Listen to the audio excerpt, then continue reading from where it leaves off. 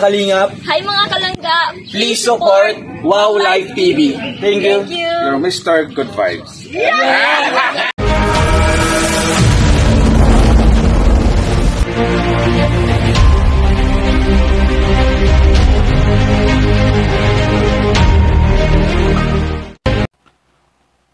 Hello guys, mega love shoutout sa lahat. Magandang araw po sa inyo. At your service, Mr. Wow Life TV or Mr. Good Vibes. So, tika lang ha.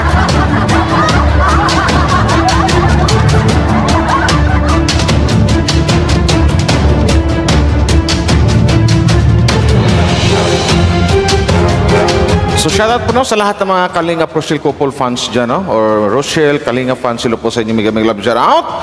Pero bago tayo magsimula guys, alam niyo naman siguro na pag ito ang background music ko,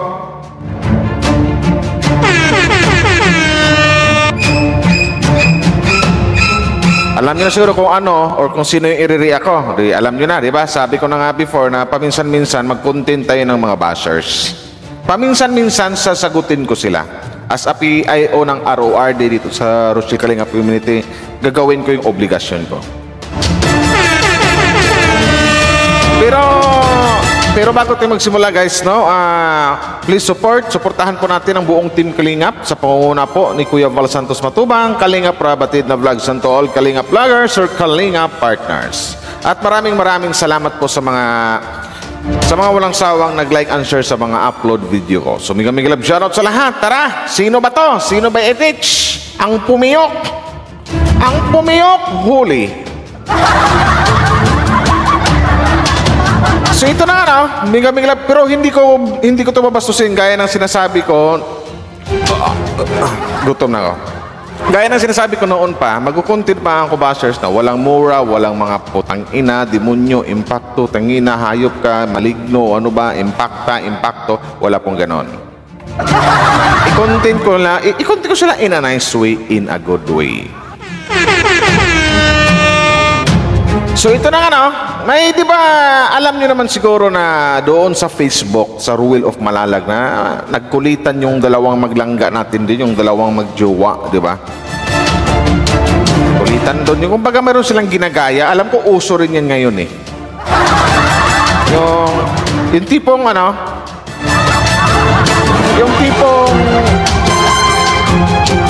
yung video na yung tipong kinakagat yung mag-boyfriend, girlfriend, tapos video sila, tapos yung tipong kinakagat ng lalaki ang babae dito sa braso, yung ginaganon. Hindi, ang unang kumagat ng babae sa lalaki, pagkatapos gumanti yung lalaki sa babae, yung ganon. Tapos yung parang nagpabibi yung babae doon. Yun yung ginagaya nilang gares. Iwan ko kung nakailang take yung naglangga doon. Hindi ko alam. Sabi ng babae doon, Sakit po. Sakit po. Yay po. Sakit po.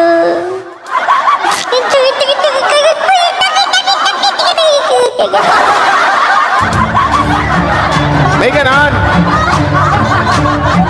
So ito na nga ngayon,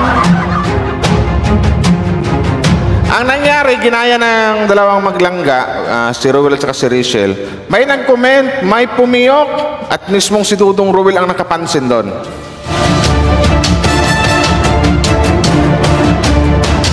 May nagpasa lang din sa akin na ito nga daw, na ang pangalan niya ay walang iba.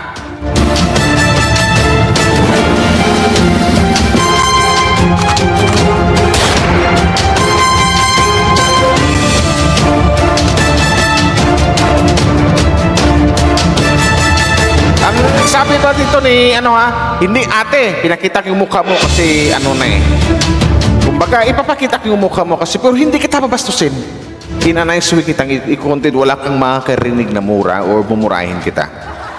Kasi ang sabi mo dito, Miss Chirilyn Rakuma Daniel. Tanggalin ko muna yung background music. Kasi ang sabi mo dito, kahit sinong mga fans, kaya nga nag-react ako, kahit sinong mga fans, mga Rochelle fans, magagalit talaga sa'yo. Kaya understandable kung maraming mga Rochelle fans ngayon ang mangbaba sa'yo. Hindi ko sila mapipigilan kahit anong sabi ko dyan, kasi kahit anong sabi ko sa kanila, kasi nasaktan sila sa mga sinabi mo. Nang sabi mo dito, ang harot girl. Ang harot girl, ikaw talaga palagi ko nakikita na uuna na hindi mo itinuloy na Yun yung sabi mo.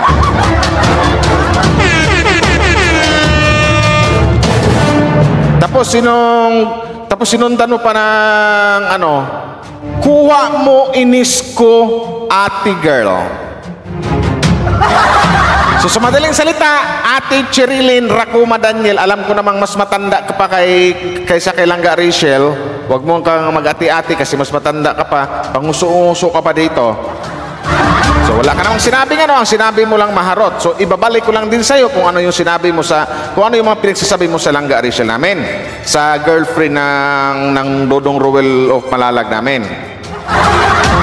So sa harot siguro sa inyong dalawa. Kasi lahat naman tayo, lahat ng human being maharot. Pero sa inyong dalawa nilang Rachel, ikaw yung maharot talaga. Bakit ko nasabi? Nung tiningnan ko na ang Facebook mo, Cherilyn Racuma Daniel, ikaw yung mas maharot kasi mayroon ka ba ng mga cover photos sa mga upload mo na lapas na yung dalawang bundok mo or yung pa-cleavage mo na super cleavage talaga ang dating.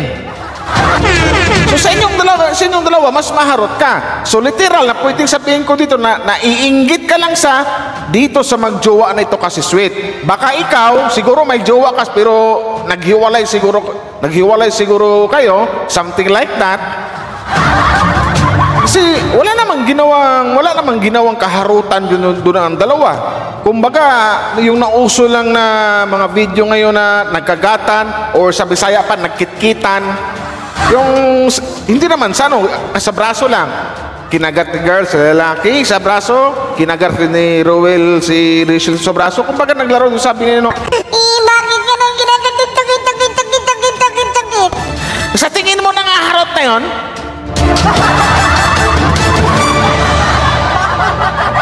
Harot na ba yun sa'yo? Matanong ko lang, Cherilyn Racuma Daniel.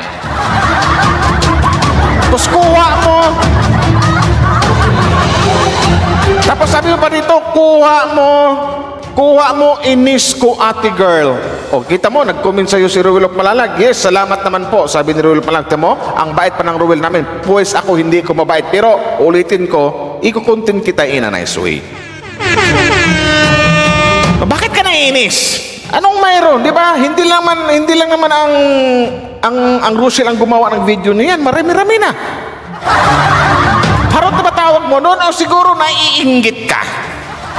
Yung salitang inggit kasi wala kang kapartner na lalaki na kakagatin mo o kikit-kitin mo. Yun yung dating.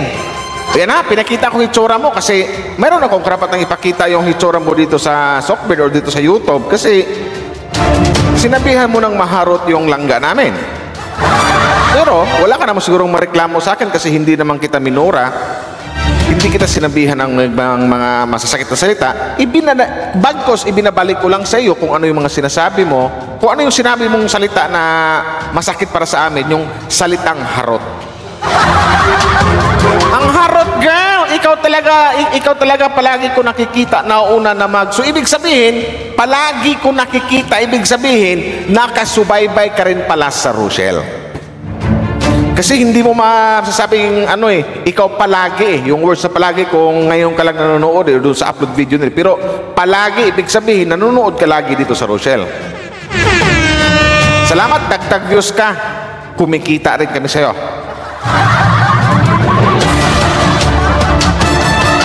Racuma, kuha mo inis ko, ate girl. Sino ka, huyo? Sino ka ba sa kanila? Ano na tayo, may hitsura ka, maganda ka. Pero mas maganda yung langga namin. O naiinggit ka talaga. Pumiyok ka. Ba? Wow.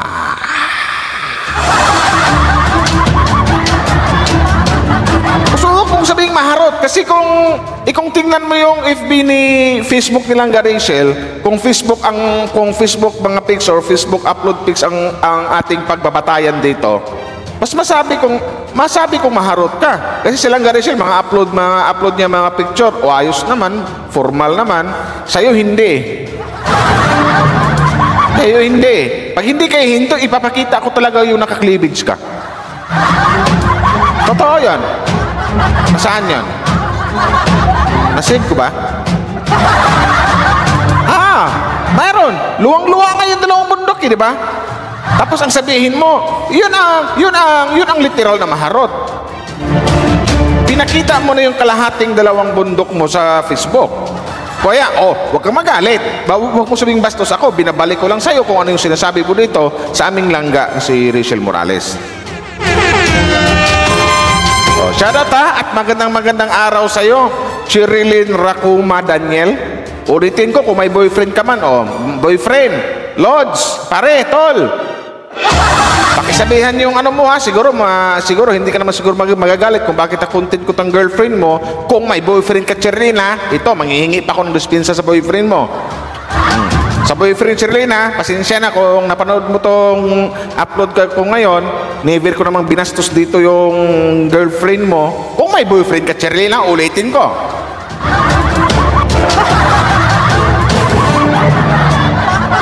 Nagripat lang ako sa sinabi niya dito sa langga namin, sa idol namin na si Langga Rachel, na sinasabihan niyang maharot.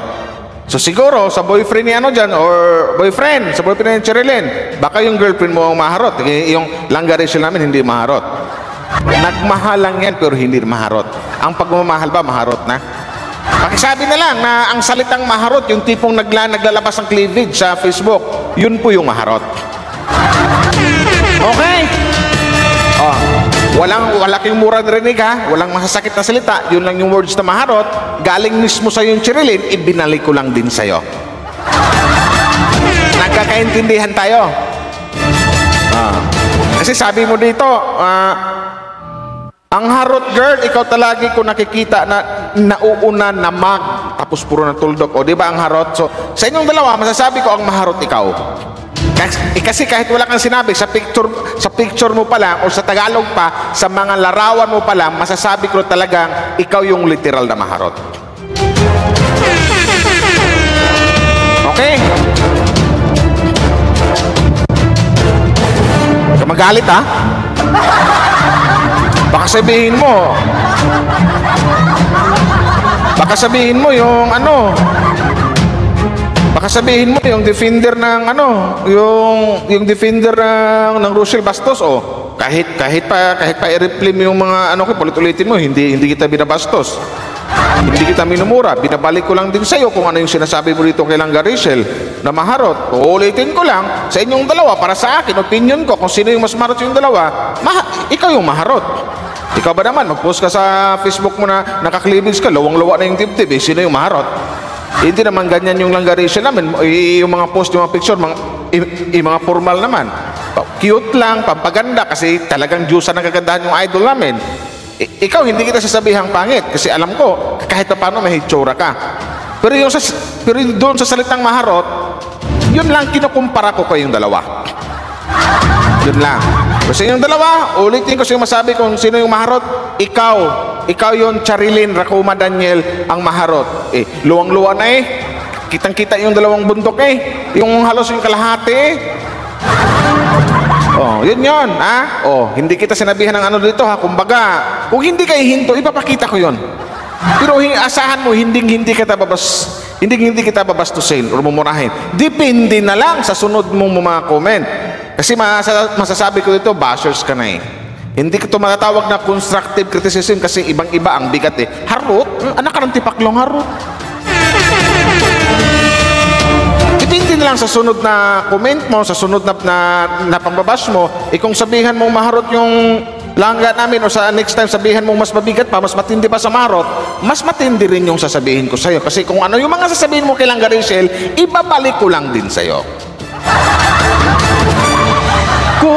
ano ang di mo gusto, wag gawin sa iba. Yun ha, nagkakaintindihan tayo. Pumiyo ka kasi, hindi ka nakapagpigil. Kung inggit ka sa dalawa, dapat nanahimik ka na lang. Talaga wala tayong magawa Nagmamahalan yung dalawa. Wala kang magawa. In love sa isa't isa yung dalawa. Mahal ni Rowell silang Rachel, mahal ni Rachel yung kanyang dudong Rowell. Anong gawin natin? Anong gawin mo nagmamahalan yung dalawa kung wala ka ng boyfriend, hindi maghintay kang mayroong manligaw sa'yo. Huwag ka nang magsabi ng maharot sa ibang tao. Kung may boyfriend ka, yun yung anuhin mo. Kung may boyfriend ka ngayon, yun yung gayahin mo. Yung magkitkitan kayo sa braso or magkagatan din kayo. Gayahin mo. Tingnan ko lang kung bagay pa sa itsura mo. Tingnan ko lang kung bagay pa sa itsura mo. Kung gagayahin mo na yung pagkagat ni lalaki sa babae na nagayahin mo yung buses.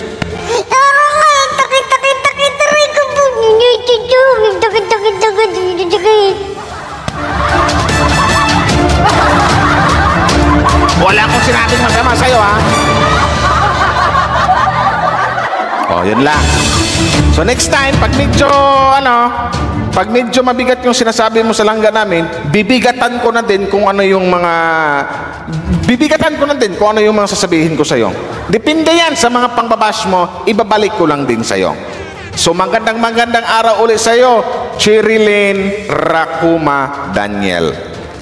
Ingat palagi. Hanggang dito na lang, guys. Binabalik ko lang, ha. Dinidefend ko lang yung Rachel namin kasi defender ako ng dalawa. So, yun lang. Uulitin ko yung salitang harot sa inyong dalawa nilang Rachel. Ikaw yung literal na maharot. Ikaw ba naman, luwang-luwa din dibdib Sabi ko sa'yo, next time, pag hindi ka titigil, ipapakita ko na yun. Yun lang. Shoutout na rin sa boyfriend ni pasensya na po sa boyfriend ni Cheryl kung may boyfriend ka kasi ang covered photos nito parang may kasamang lalaki. Well, I don't know kung kapatid niya o boyfriend niya or doon sa mga kapatid ni Cherilyn sa papat mama niya or boyfriend man kung nakinig na napanood man tong upload ko. Pasensya na po, sinagot ko lang yung anak niyo pero kahit ulit-ulitin niyo yung mga itong video na to, wala po kayong sinasabing binabastos ko po yung anak niyo. Binabalik ko lang din po sa kanya kung ano yung sinasabi niya dito kay Langga Rachel. So maraming salamat po. Hanggang dito na lang. Once again at your service, Mr. Wow Life TV or Mr. Good Vibes. Cherilyn Rakuma Daniel. Magandang araw sa iyo.